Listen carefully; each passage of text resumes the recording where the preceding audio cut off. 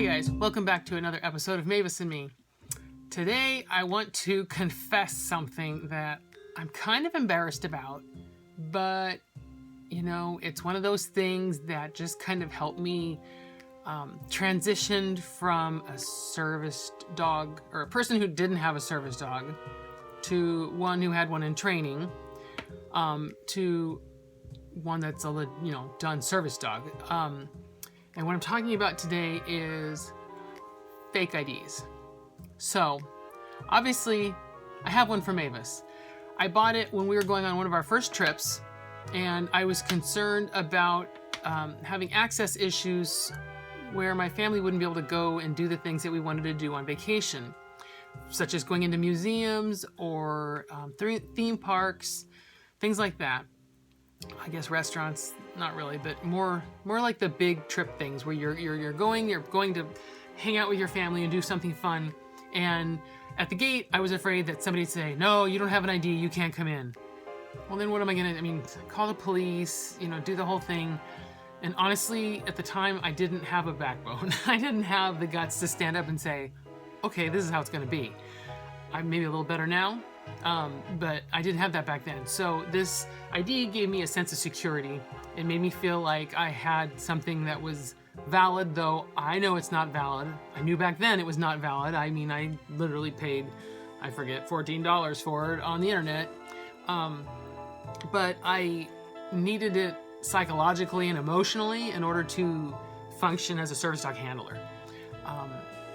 I've only used it one time in the 2 years, or maybe 2.5, 3 years maybe now, that I've had it. And that was when we were trying to get access to a restaurant that said no dogs allowed. And I said, "Well, she's a service dog."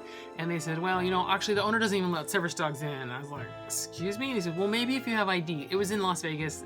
They had like a bouncer at the door, but it wasn't really a bouncer because it was just a restaurant. It wasn't like a pub or anything. But anyway, and I said, "So if I show you ID that I'm telling you right now is not real and not valid and not required in the United States, that would make this better?" And he's like, "Well, yeah." And we showed it to him, and he's like, "Oh, well, let me..." By then we had already called the police, and we were waiting for them to come and explain the laws. So the ID didn't really do anything anyway, but it was the point that I just wanted to go eat dinner. It was hot. I wanted to get out of the heat. I wanted to go sit down and have some water. My family was parched and getting kind of, hangry. And so that's the only time I've ever pulled this thing out.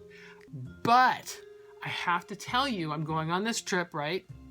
This cruise to other worlds with Mavis.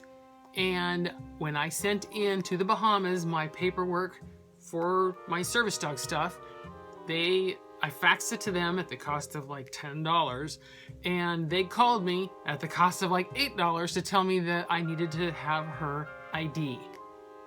And I explained to the lady, there's no ID.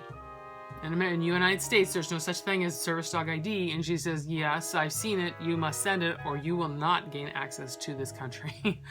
So I photocopied this ID, put it on my paperwork, boom, no problem. Here comes the permit, faxed back the very next day.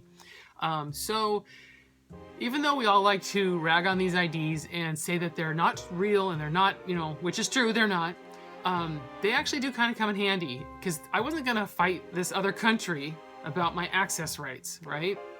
I can't say, "Well, in America, the Americans with disability, they don't care. They're not in America. They don't care what our rules are." And if they want an ID, I was just like, "Where's that ID?" I was digging through my backpack, digging through my wallet, digging through all my stuff, trying to find this thing so that I could photocopy it onto the fax page and send it. And lo and behold, no problems. I got my access to take Mavis to the Bahamas. So let's keep that in mind when we see people with IDs or talking about IDs. That doesn't mean they're a fake, because I guarantee you I'm not a fake. Mavis is not a fake service dog.